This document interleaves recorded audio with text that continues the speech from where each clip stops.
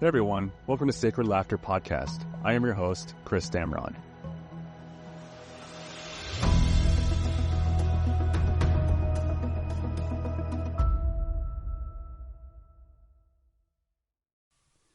All right, everyone, and welcome back to this week's episode. I'm going to share some stories about my Grandpa Damron. So last week, as you guys heard, I shared stories of my grandpa that I grew up with Utah. But this one, my grandpa lived in Arizona. And for this episode, I have my dad here with me that's going to share a lot of the stories that he knows from his childhood, with his dad. So, like I said, I have my dad here with me. So, hey, Dad, how are you? I'm doing fine. Thanks for having me. So, one of the reasons I wanted to have my dad here is because a lot of the portions or times I spent with my grandpa was very minimal, but it was kind of the same thing as we would spend time with him down in Arizona. So I'm going to kind of hand it over to my dad a little bit, and he could share some stories of his childhood. And then as it progresses on further, then that's when I'll kind of share some of my stories. So Dad, if you could just a little bit share probably like a young childhood of you, spending time, with Grandpa and kind of what he did. And then, or the type of person he was, and then kind of progressing as you got older, and then having us as kids. Yeah, my dad's profession was oil exploration, which meant we traveled around a lot. And there was a lot of times that he would go away, like to Peru and South America and Alaska and different places to work, and left Mom and I alone. So Dad was gone a lot. Mm-hmm. I'm an only child. So spoiled rotten, just like all of us are. So, when Dad was home, it was great to have him home. And oil exploration took us a lot of places. I went to 18 different grade schools, 6 different junior high schools. And that's a lot. Sometimes I was only in a school for a couple weeks when we were traveling with Dad. And that was mostly in the summer. My stories with my dad really go from going to work with him as I got older. 8 years old, he'd take me out in the field with him. I learned how to drive a stick shift at 8 years old. Worked with the people that he worked with out in the oil fields doing exploration. And that's, my childhood really consisted of that. I look at how you were raised and what we did with you and what you did with your other grandpa. We didn't do much going out and riding in mountains and hiking and hunting and fishing and those types of things. It was mostly just going. He worked, and he worked a lot. And it was oil exploration is a 7 days a week, 15, 16 hours a day job. And what we did do with our vacations, it would be 30 days on and 10 days off. We always went back east. He worked oil exploration mostly out in the west, but we would go back east to visit my grandpas, and spend time with family and doing those things. So a lot of my childhood memories of doing things with family has always been with extended family and with Mom and Dad, not necessarily just us three. And then I talked to people about this before, and they've asked, geez, did you enjoy moving around? You were uprooted everywhere you went. I lived in a travel trailer. My bed was the couch. And I lived in a travel trailer until I graduated high school. So, wasn't able to have friends around, didn't have people come over, did not have really a backyard to play in, things like that. But I didn't know any different. I did not die. I look back at that and I don't have any regrets or ill feelings that I wish I'd have had my own home or my own room or any of those things that, that we've provided for you guys. So it's been a good life. I think the man I am today is a lot of that travel experience. I met lots of people, different cultures, all within the United States, but even each state has its own culture, each town has its own culture and things that you do. So I had to learn how to get along and learn how to do that. One thing, this is more about me than my dad on this one, is I've always been a tall kid. I was 6'2" when I was 12. And so back in those days, we'd go to a new school, and there was always the toughest kid in the school. So here I come. Yeah. And so the toughest kid in the school wanted to prove that he was still the toughest kid in the school. So every school I went to, I had a fight, and some I won, some I lost. But that is probably the thing I don't like the most, is that I always had to anticipate, who am I going to fight when I go to this next school? But my dad taught me how to fight. He taught me how to take care of myself. And so that when those things came along, I just wasn't destroyed. I knew how to handle myself really well. So, my dad was a very kind and caring man. I learned more about him as he got older and taking care of my mom when she needed taken care of. He was selfless. He helped people within his family. He was the oldest boy, and he was the giant they all looked up to. And I can see why now when I look back at that, of just how he took care of my mom and in her sickness. He did that in a lot of different ways that are very subtle, and you just don't see them unless you're really looking for them. And so my time with my dad, I would say that my dad was my hero, and I loved it when he came home and we got to spend time together and do things. I'll tell you a story that comes to mind right now, back when I was probably 5 or 6 years old, and we lived in Ohio. And my dad was actually in Ecuador. And I go to church every Sunday with my grandparents, would take me to church with them. I was known as Little Stevie, believe it or not. That's what everybody called me, even the family. So one time I really wanted Dad home. I wanted him home. I was pleaded with Mom, get him home. I wanted him home. Told my grandma and grandpa I want Dad home. And so we went to church that Sunday. They had told the pastor, hey, Steve really needs, prayed over. And so they took me up to the front, and the deacons came around and they prayed that my dad would come home. Went back home. Dad wasn't home, but I woke up the next morning and Dad was there. Yeah. I mean, that was pretty interesting to me. That coming from Ecuador, it's one thing just a couple states over, but he had to have that planned. So even at an early age, the Lord was influencing my life in ways that I didn't know, and that was one of them. Mm-hmm. Yeah, I find what you said earlier, like when Grandpa was the oldest boy, right, and all of his brothers and sister looked up to him, and I know that because talking with all the uncles and aunt, like even until he passed away, they still looked at him as the patriarch of the family. And when we went back east for his funeral, we felt the love and the generosity that they had for him. Even though they really didn't spend much time with everyone, but I do know that there is the guys trip, right? And we can go and expound a little bit on that. I never got to be able to participate in it. My brother did, but there's also that idea that they would all get together and spend time together, and I think that's important. With family, that no matter where you're at in the world or even the United States, that you take time to continue to, love on each other or even spend time together when you're so many miles apart from each other. So I think for me, I think one of the things that I would always remember, and this, I was young, like you say 4 or 5, I would say 4 or 5 for me too, is like when they would come to California and visit us before we moved.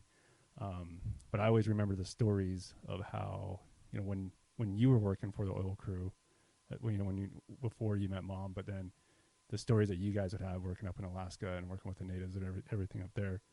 So if you want to tell a couple of those stories, I know a couple of them. I think I'll share one of them that I remember, then you can kind of expound a little bit on it. Was a lot of the natives, Inuit tribal people that was working for the oil crew hated Grandpa.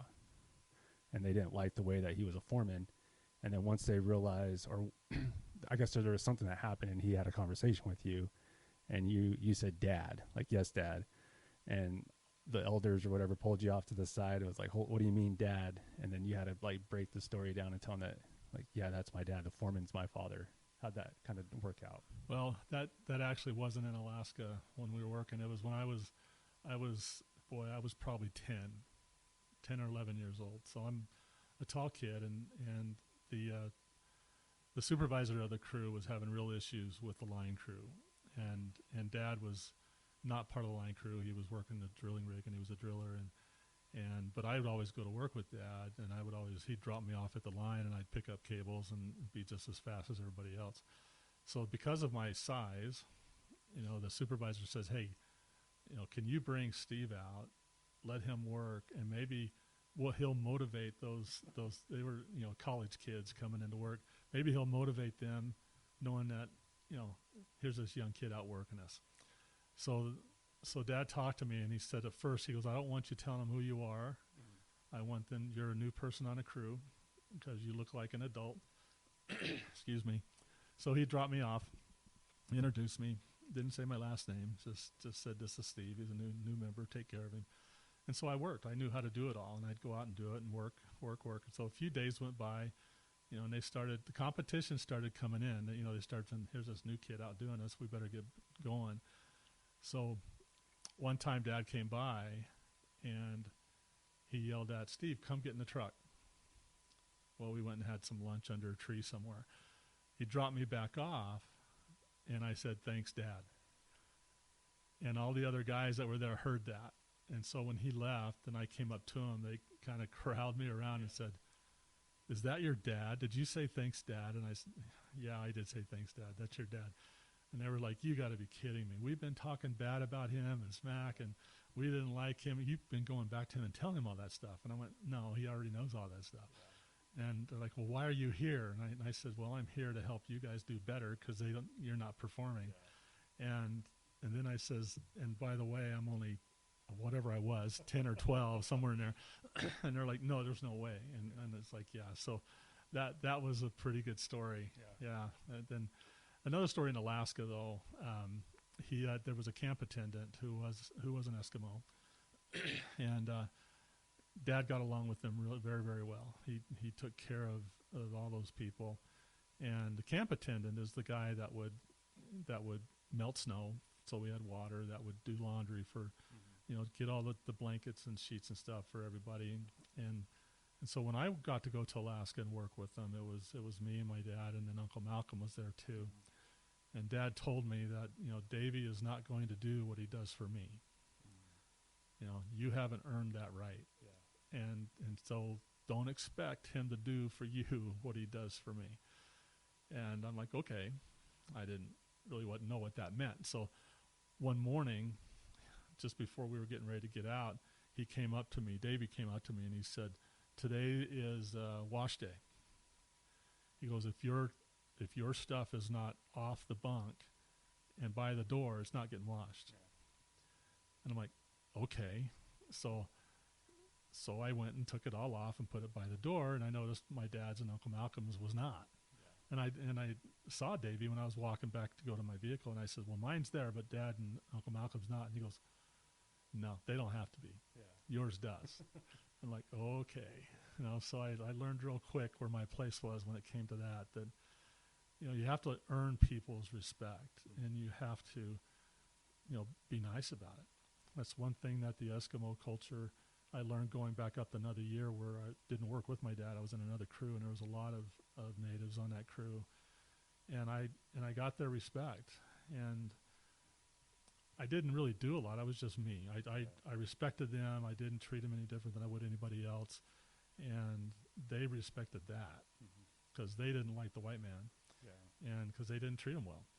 And so I would, Elaine, Mom, would send me care packages and always have some hardtack candy and a bunch of fudge. And I would always give them the fudge. And they loved it. Yeah. And here came the day where I actually got hurt, messed up my ankle pretty bad, so they was going to fly me out. And I'm in my room waiting for a plane to come, because the planes would land on a lake next to camp. Yeah. And so here comes the elders, which were in their 60s, that were on that crew, and several of the other kids, guys, would came over to the room. And they came in, and I'm like, okay, it's the middle of the day. Why are you here? You're supposed to be out in the field working. And they sat down and talked for a minute, said, we're here to say goodbye. And the one main elder got back up, shook my hand, and he says, you're the only white man we respect. We're sorry to see you go. Yeah. So that was pretty cool for me. And at the time, I was a 21-year-old kid. So that was an interesting time. Yeah, and I've heard that story multiple times. And another story that I always go back to, which I always find interesting, is I guess one time you picked up a dog, which you thought it was a dog, and it was a wolf. You threw it in your truck, and then another one was where you found a dead head, so a skull, a caribou skull, and you had it mounted to the front of your truck. And I assume an 18 to 22-year-old kid, that's like the coolest thing ever. I mean, I got dead heads all over my house from hunting, but you got notified through the radio. It's against the Inuit, community culture to mount a dead head, and you had to go put it back exactly where you found it. And those are stories that I remember hearing from you as well as Grandpa. Well, the unfortunate thing about that is Dad had warned me beforehand, don't do it. You're going to go up there, you're going to find some caribou horns and heads, just leave them alone. Well, I found it, and it was big. It was huge. I'm like, I'm going to put it on there. So I strapped it on the front of my vehicle, and about a couple hours later, I get on the radio, my dad's calling me, go to a different channel, so it was private. And he goes, do you have a caribou skull on your front of your truck? And I went, I paused, and he goes, well, before you answer, Fish and Wildlife flew over us and saw it. So get it off. I was like, okay. And I guess for me, spending time with him is, we would drive down to Mesa, and it goes back to, going in his shed that he had attached to his house, and he had a bunch of, I guess they were bulls, cow bulls, steers with their antlers or their horn, and just painting them different colors, and also just, going down to the clubhouse that he had in the trailer park they lived in for the 65 and older, and just spending time down there. But one thing that I always found intriguing, and, now coming back up, to you guys and visiting you guys, the cowboy room, you got what you guys call the bedroom, the cowboy room, but that, like, it tells a story, right? And then when you would walk into their trailer or their house that they had, the mobile home, like they had along the walls inside the living room, going down the hallway to the bedrooms, it would tell a story of where he's been everywhere, and a lot of it was, things that he probably found or bought when he was there in Arizona. But he had that big picture with all the rattlesnakes, rattlers on there, of what he's killed. And then he had like pictures of like the Esquimalt mask, which I have at home. And then a lot of the memorabilia of like just being with the natives and other places around the world that he went and did oil crew. And so I think looking at it that way, what you said earlier, like, with Grandpa Hooper in Utah, like our time was outdoors, right? But when you look at like Grandpa Damron and being there in Arizona with him, it wasn't, we would spend some time outside, on the patio and stuff like that, or down at the clubhouse playing darts and pool, but it wasn't, his time was with family, wanting to spend time together in the house, and just tell stories of his life accomplishments of what he did, while, running oil or anything else. Because when I got a little bit older and I realized, when we looked at like the draft for Vietnam and everything else, like we had like 3 uncles that served, right? 2 of them went to Nam, one didn't, went to the Berlin Brigade. I had never understood why Grandpa never served, right? And once I found out he was working on the railroad, and that was a pivotal job that was needed, that's the reason he didn't serve, right? So it wasn't that he wasn't, not saying that he didn't back out or didn't complete his calling, but it was just more or less that because of the position that he had, it was more beneficial to keep him on the railroad, working with the crew there, and then also, eventually moving on to back to the oil company. But, and then spending more time down in Arizona than when I was like, I don't know, 18, I think is when he gave me the car. So, like 17, 18 years old, we went down there with Bart, my brother-in-law, and then, he gifted me the Chevy Caprice when we drove it back up. So I think that was, like I said, I think it's important for families to know, like, even like one family is very different than the other. We don't simultaneously do the same thing all the time, right? Because even when we go back east and we spend time with the rest of the aunt and uncles, it's just sitting around the house, just, talking, telling stories, or sitting on the patio. But like I was saying though, like my time with Grandpa or even Grandma, right, it was very minimal because of, where they lived and what I was in school and everything. But, the stories and the type of man, like I always call him the man's man, right? He loved being outdoors. He loved John Wayne. He loved doing those things, but it was like his comfort zone was still just being at home in the house, with a cup of coffee or whatever. not completely different than what we had with Grandpa Hooper, right? But no, like I still cherish the memories for both of them. You know, I have more with Grandpa Hooper just because of the location that we were at, but I could still draw back a lot of the things I've learned in life and I guess the man I am now from both grandparents, right? And then, you know, with you raising me as your son, learning the characteristics of how to be a man in certain places, I guess, or certain environments, you know, through Grandpa Damron. Because I mean, being in the military, I've been all over the world, right? And you can have a conversation with someone, and you can kind of throw the BS card up, you know, in some fashion. But also, it's the idea of just, like you said, just being yourself, you know. And with him, you know, befriending, you know, a lot of the elders, or going to Peru or Guatemala, Ecuador, all these other places that he went to, you know, I assume the way he was as a person with everyone else on the line, or even, you know, working in Alaska at the time you did, he was that same person no matter where he was in the world. Yeah. Yeah, you talk about, you know, serving, and I know he's told you that, you know, he never got the draft card. It never come up to go to the draft, but he did try to enlist. And when he had his occupation working at the railroad depot, they turned him down. Said, "You're not going," and actually put a notation in his file, and that's why he never got drafted, is that he needed to stay there. And they said, as long as you're there, you're not going to be drafted, or we're not going to take you in. So he had plans to leave because he wanted to serve, but they told him, because he asked, "Well, I'll quit," and they said, "No, we're not going to take you. You get back there." Yeah. And I think for this podcast, really, it was just the idea of like, hey, well, I want to bring my dad in to share some of the stories that he has from his dad, just because, you know, I didn't spend much time with him as much as I would love to, but I had, I guess I don't want to say I was his favorite, right? But I definitely had him in my corner when it came to a lot of things. Yeah.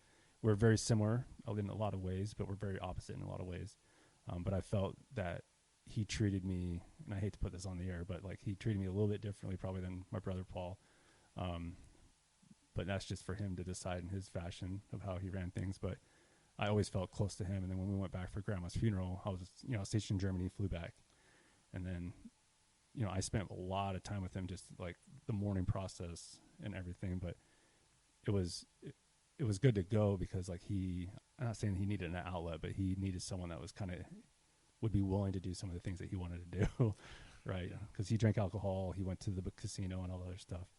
Not saying that we wouldn't have done it without, you know, everyone else there, but it kind of just allowed him to detox a little bit more than what he probably could do, or he probably would have went completely left in what he probably would have done with all of us there with me there. Yeah. One thing, you know, all my cousins loved Dad. He was a jokester. He loved to joke around, prank a little bit, nothing out of the ordinary. But if you were to talk to my cousins, they would all say the same thing you just said.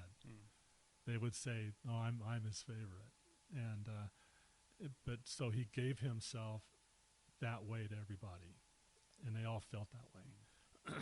And that's one thing that I really liked about my dad, and with my friends and stuff, is because they all liked him too, because he was always down to earth, you know, good to you, and nice. And the one thing about the Damrons, all of them, is that they would treat you how you act.